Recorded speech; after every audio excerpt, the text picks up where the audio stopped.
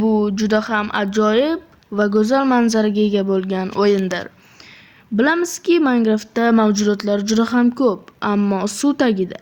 Ha, albatta, suv tagida bizga asosiy muammo tug'diruvchi hayvon bu suv zombisi. Bugun sizlar bilan suv zombisining teoriyasi haqida gaplashamiz. Suv zombisi o'zi qanaqa? Xo'p, biz hammamiz bilamiz, suv zombilari ko'pincha o'zlarining qilichlari, nayzalari bilan hujum qilishadi. O'zlarining nayzalarini otganlarda bu juda ham katta xavf tug'dirishi mumkin. Nayzalar 7 blokdan 6 blokgacha bo'lgan masofada uzoqlikka uchishi mumkin. Bu aniq fakt. Suv zombilari quruqlikda suvga qaraganda juda ham sekin harakatlanishadi, ammo ular survivaldagi odamlarga shu hollarda ham xavfli bo'lishlari mumkin va ko'pincha xavf tug'dira olishadi. Agarda suv zombilarini o'ldirsangiz, ulardan turli xil levellar yoki go'shtlar tushib qolishi mumkin. Albatta, bu go'shtlarni iste'mol qilib bo'lmaydi.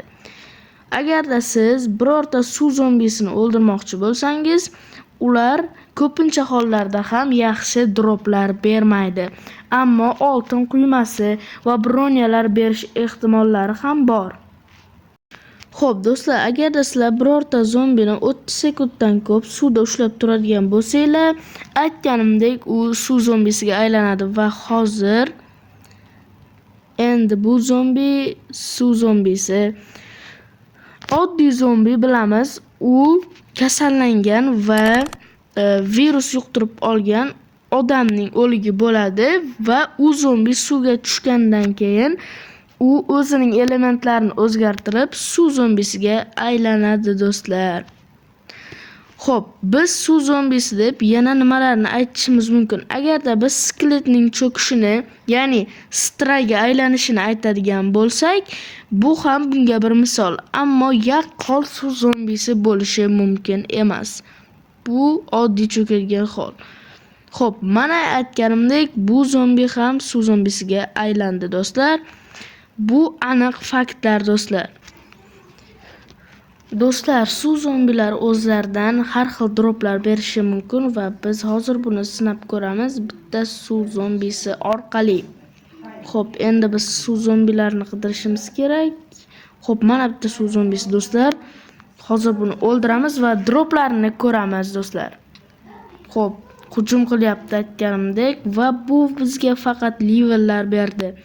Do'stlar, aytganimdek suv zombilari juda ham ko'p levellar beradi, ammo foydali narsalarni kam beradi do'stlar. Va mana do'stlar, aytganimdek sizlarga suv zombilarining faktlari va boshqa narsalar. Do'stlar, bugungi videolarimiz shulardan iborat edi va keyingi videolarda ko'rishguncha sog'-omon bo'linglar do'stlar.